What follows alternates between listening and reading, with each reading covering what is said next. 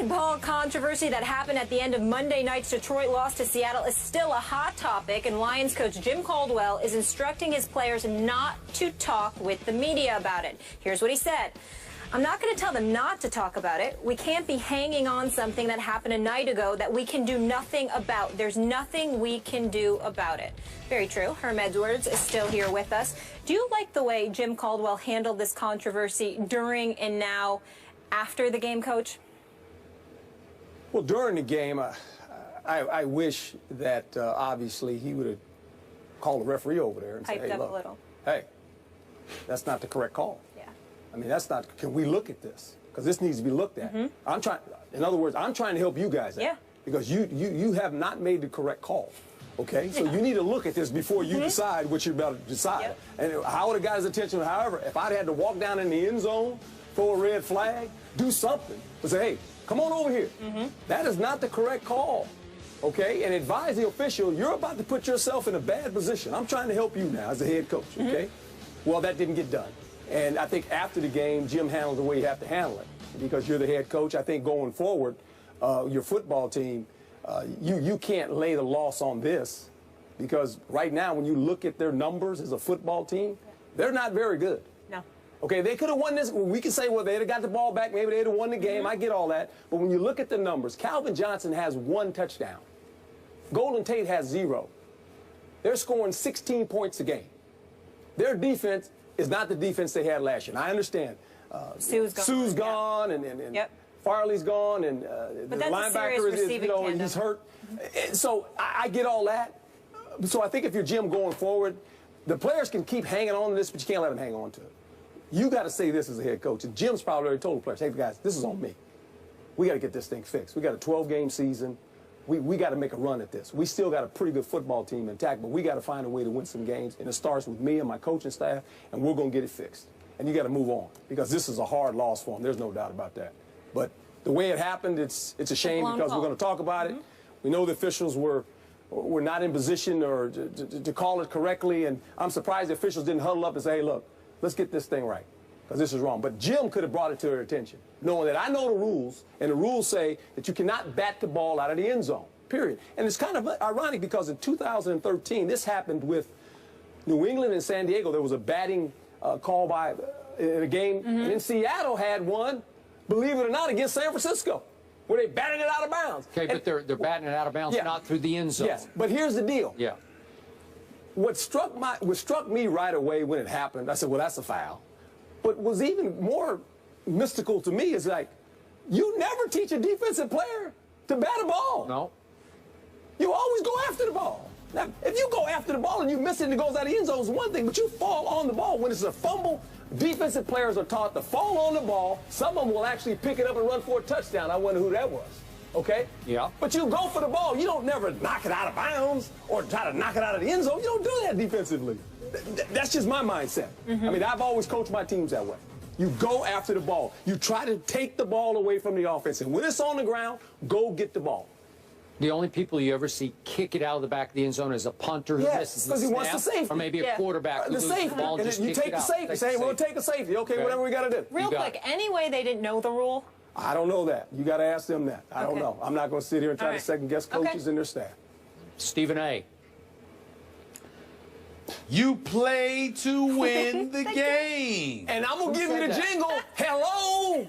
That's the jingle, Stephen A. There you go, baby. You got it right. You know, don't press in. Yes. All of this stuff, Skip, that we point to, courtesy of our man, Coach Herm Edwards, speaks to a vivacious, a demonstrative personality, which Jim Caldwell could have used Monday night. This is why I brought it up. Okay. Skip, forgive me for laughing, but I'm kind of imagining Herm Edwards, of all people, on the sideline. And that play takes place in clear violation of the rule. And Herm Edwards just standing there like Joe Cool, like, what's going on? That ain't going to happen. I'm going to be in the end zone. I'm going to get a foul. They're going to call a foul on me, Stephen A., because I'm going down to the end zone.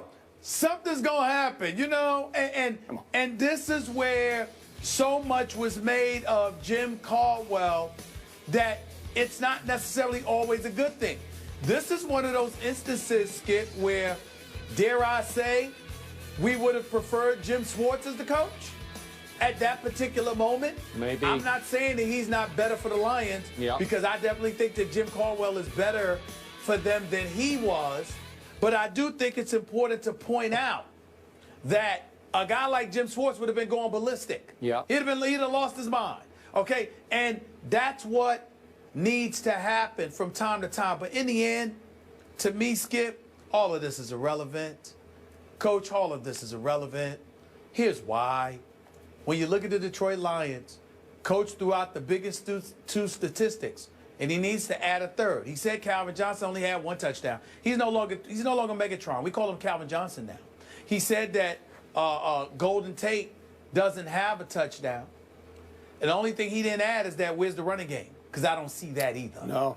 So if you don't see a running game, and you can't see Megatron, and Golden Tate can't be Golden Tate because Megatron ain't Megatron, what's Matthew Stafford? Exactly what he looks like right now. And all of those things being considered, Skip Bayless, they got Arizona, Chicago, and Minnesota next on their home turf.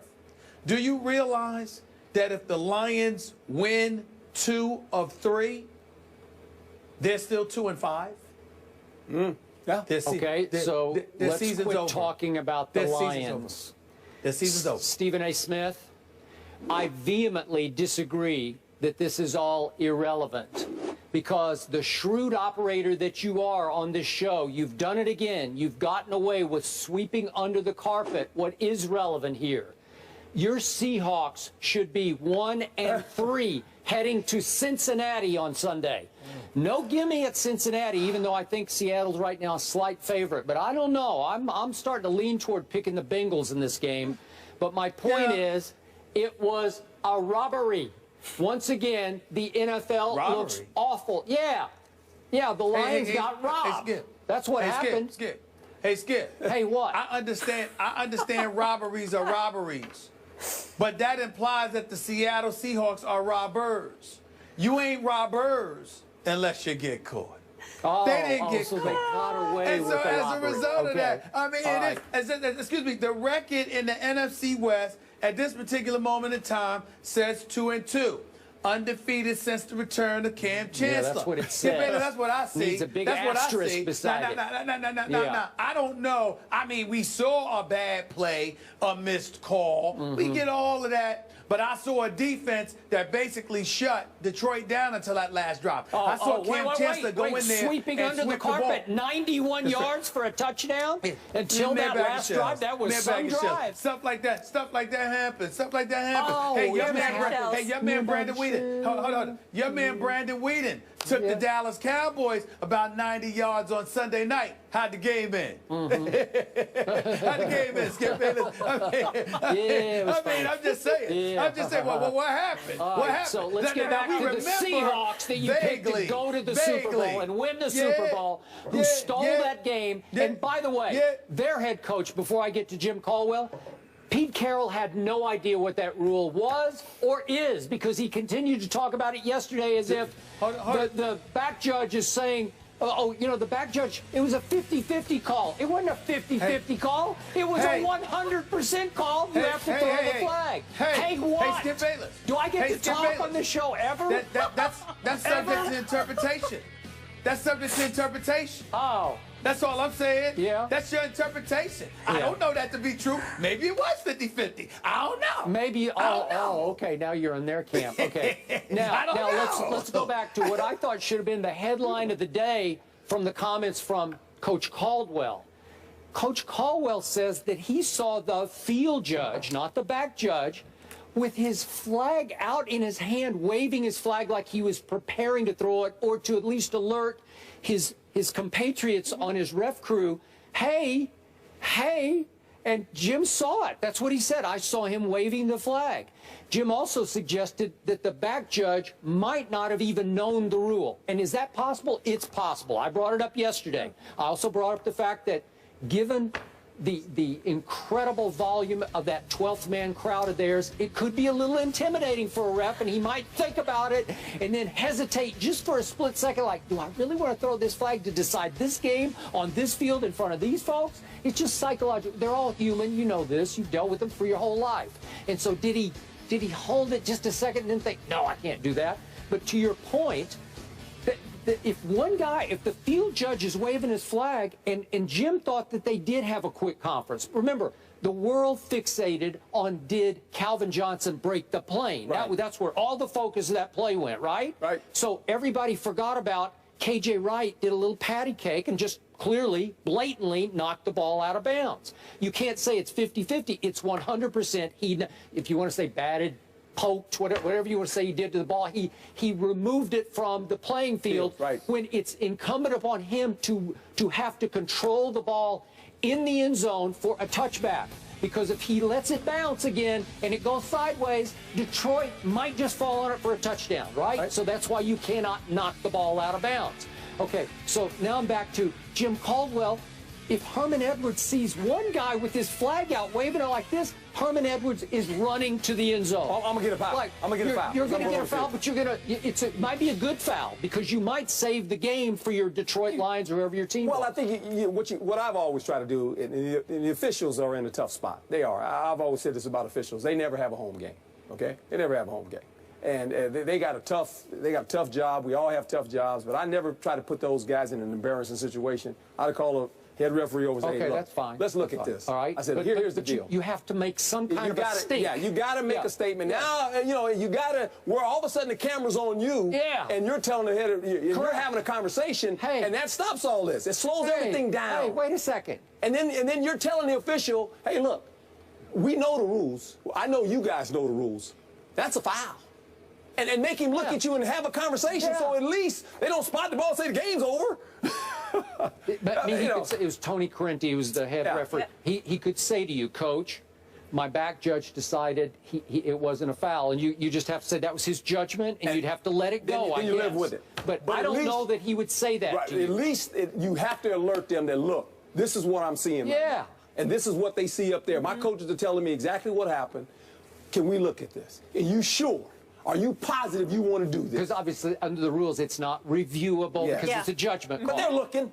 They're looking at it. Yeah. Come on. I mean, Dean Blandino, moments after the game, is saying, we blew it. This is the 12th man again showing up. That's the same end zone of the failed Mary play, right? Same end zone. Yeah. Bad at So Stephen A. Smith gets away with another one. And he's got another bogus team going forward at 2-2. Say what you want. At the end of the day, your arguments are valid to some degree, but there's plausible deniability. And as long as there's plausible deniability, we have to lean on the fact that the Seattle Seahawks are coming. By the way, Coach, not to be political, but I need to tell you this. Yes, sir. My name is Stephen A. Smith, and I approve this message.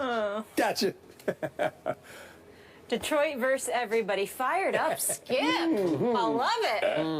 Really. Skip's nervous right now. He's not. He's angry. The last time Greg Hardy faced the Patriots, he sacked Tom Brady. Herm Edwards has a personal relationship with Hardy there, and he's going to react to Hardy's return to the NFL in just a bit.